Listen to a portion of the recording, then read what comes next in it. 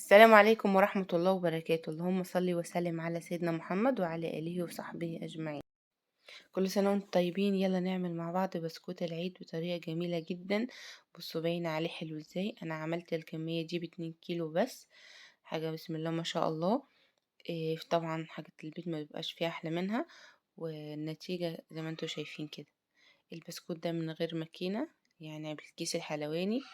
بصوا الطريقة بتاعته هتبقى سهلة جدا، وان شاء الله هتجربوها وهتدعولي.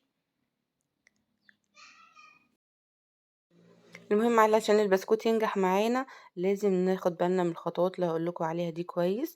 واهم حاجة اهم حاجة الحاجة اللي هنحفظ فيها البسكوت علشان الرطوبة، لازم يكون عندنا حاجة محكمة الغلق. يلا بقى نخش في المقادير. المقادير بتاعتي 2 كيلو دقيق، كيلو دهون اللي هي سمنة، نحط سمنة على زبدة على زيت دلوقتي معاكم زي ما انتوا شايفين. هحط 800 جرام سكر، يعني الكيلو بياخد 400. هحط 7 بيضات، انا المفروض 8، يعني انا بحط على الكيلو 8 بس انا كان عندي 7 بس. بدرجة حرارة الغرفة عشان السمنة والزبدة ما يعملوش مع بعض.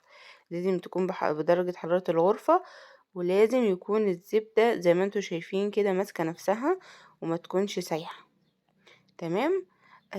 هنحط برضو كيسين لبن نيدو اللي هو الصغير ده، وهحط 4 معالق كبار من الكاستر عشان يدي معانا اللون الاصفر الجميل. تمام كده. وبيكنج باودر لو انت عايزاه هش وخفيف خالص، بتحطي على كل نص كيلو كيس، يعني على المقدار 2 كيلو بتحطي 4.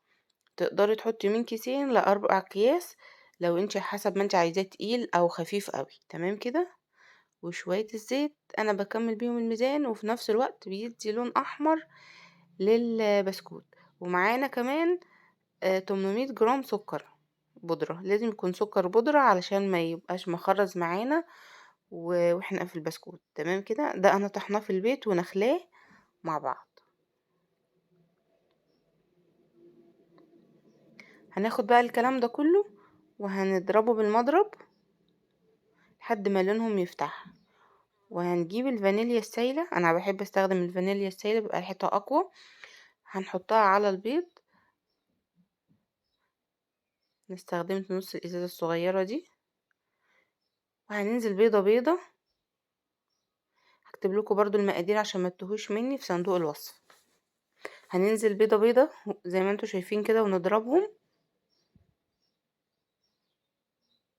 وراح حطينا برضو رشة ملح صغيرة.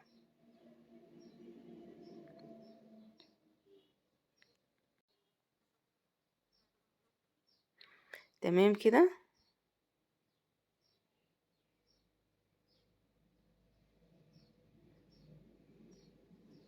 خليكم معايا خطوة خطوة.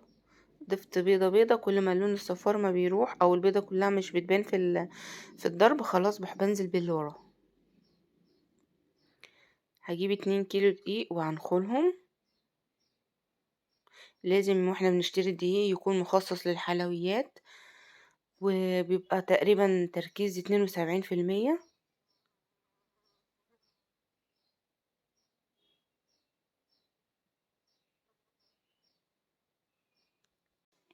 هنا انا شلت الدقيق بعد ما نخلته، وهنقل الخليط بتاعي علشان انزل بيه واحدة واحدة.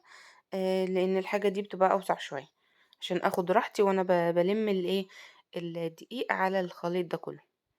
احنا بنلم ما بنعجنش كتير، مش عايزين العجين بتاعنا يبقى ليه زي عرق كده اللي هو بيمط معانا، لان ده يبقى نتيجته مش كويسة.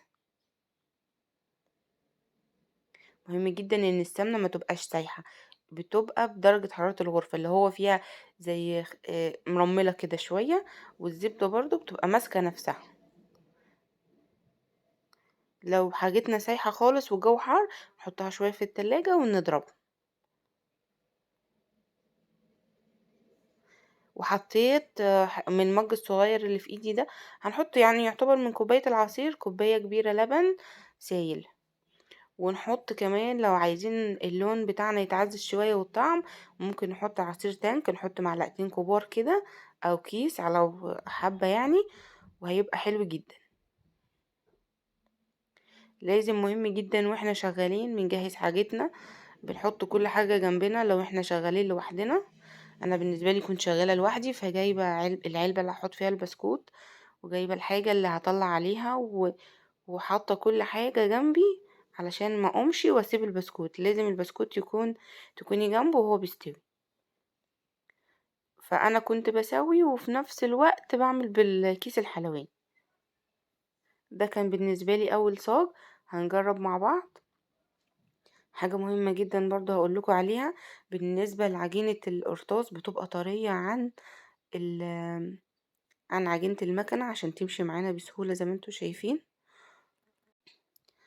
لو ما كانتش سهلة معاكم تقدروا تجيبوا زبدة، تمام، وبتضربوها برضو بالمضرب او بتنعموها بايديكوا شوية وبنديها تقليبة بس كده من العجين من بره. ما نعجنش كتير لان عجينة البسكوت كل ما هنعجن فيها كل ما هتديكي نتيجة مش حلوة. سهل جدا وبتدي نتيجة حلوة. انا مستخدمة اللي هي البلبلة بتاعة البسكوت العريضة.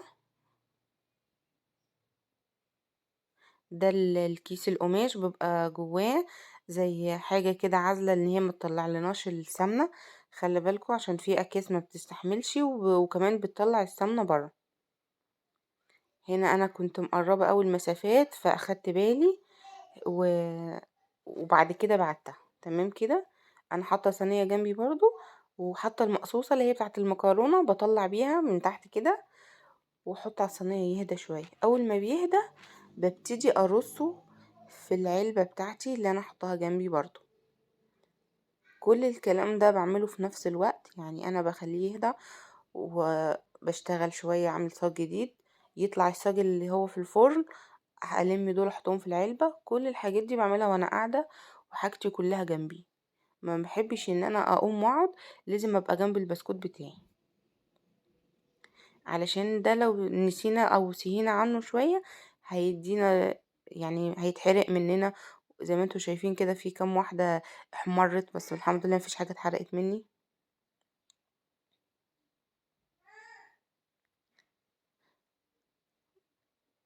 هي دي العلبة بتاعتي بغطا. ببتدي ان انا اجيب فوق بعض كده وارصهم واحدة واحدة. حاجة بسم الله ما شاء الله. طعمه جميل جدا. اللبن معزز الطعم والبرتقان والكلام ده كله.